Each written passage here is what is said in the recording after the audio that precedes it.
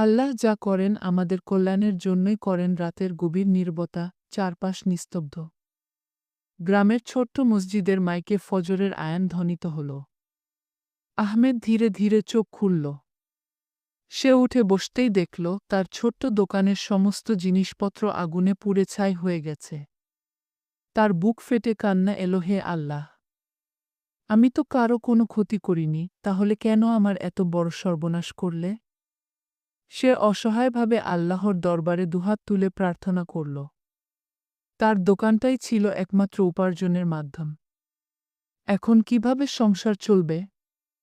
তার স্ত্রী আর ছোট্ট মেয়েটার মুখ ভেসে উঠল মনে, চোখের পানি আটকে রাখতে পারল না। আহমেদ দুশ্চিন্তায় ডুবে রইল সারা দিন। বিকেলের দিকে এক বৃদ্ধ লোক এল তার কাছে, মৃদু হাসি দিয়ে বলল, তোমার জন্য একটা সুসংবাদ আছে, কিন্তু তুমি এখনো বুঝতে পারছ না গি। আহমেদ অবাক হয়ে বলল, কি সুসংবাদ?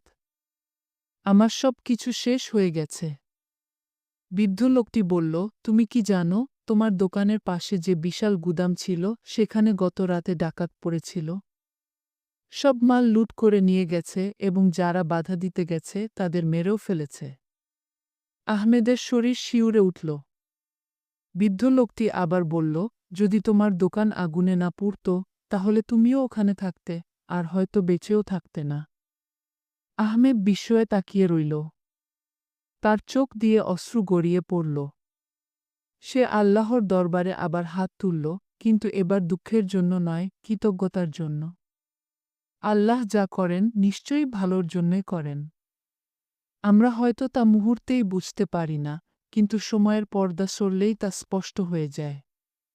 এই গল্প আমাদের শিখিয়ে দেয় যে জীবনে যে কোনো কঠিন পরিস্থিতিতেও আল্লাহর উপর ভরসা রাখা উচিত। কেননা তিনি যা করেন আমাদের কল্যাণের জন্যই করেন।